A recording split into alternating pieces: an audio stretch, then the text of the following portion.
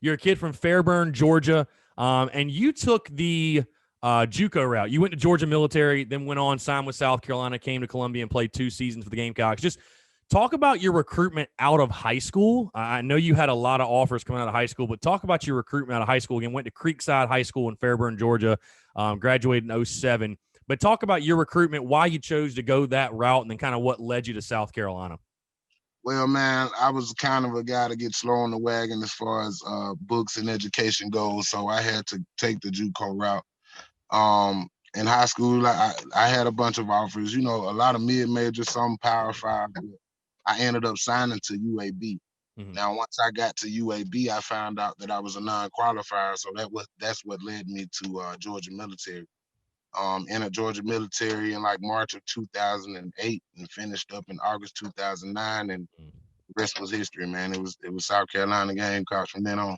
So we all see like the last chance you stuff, you know what I mean, like JUCO football. Like how and I'm sure you've at least seen clips of it, or maybe you've watched it. How much of that is reality and how much of it is fabricated? Because I mean, you talk to anybody. I've had other guys on the show that played, the JUCO route. They went. I think I may have had some guys that went Georgia Military, but either way, they talk about just the grind. I mean, you really got to love football. You got to truly love it, because it's not the flashy with the gear. It's not D1. It's not the 80,000 fans. Like it's just you basically just trying to get an offer. I mean, what's how much truth, I guess, is there to the last chance you stuff, and I guess what's the life like of a JUCO football player?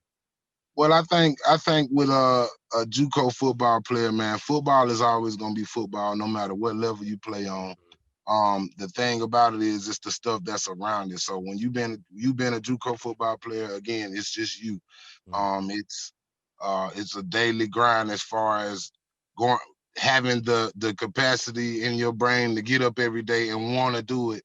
Because once you get there, man, it's like it's none of the Nike stuff. It's none of the all the gear you getting, and the 5-star meals. It's gonna be some bologna and cheese nights. It's probably gonna be some bologna and cheese nights and pizza nights. So just that alone on the outside and being able to stay focused. Like I said, the football is what keeps you going though, because that's just gonna be the same. And that's what kind of got me through. At Georgia Military, man, the military stuff was my biggest adjustment. It was just taking orders from guys. I'm 6'4", 6'5", 300 some pounds, and this guy is 5'7", 160. He been waiting all his life to tell me what to do. So that's just getting over that adjustment. But again, if you apply the principle of knowing what you want to do and sticking with the football, man, you'll get through it. Yeah, I was gonna say, what did you learn the most playing at Georgia Military? Because I'm thinking to myself, I mean, there have been some good Gamecocks, especially that have come through there. I'm thinking specifically the Brinkley brothers, Jasper and Casper Brinkley, that were big time ballers at South Carolina. I mean, what do you think those 2 years at the JUCO level did for you personally and on the field as a football player as well?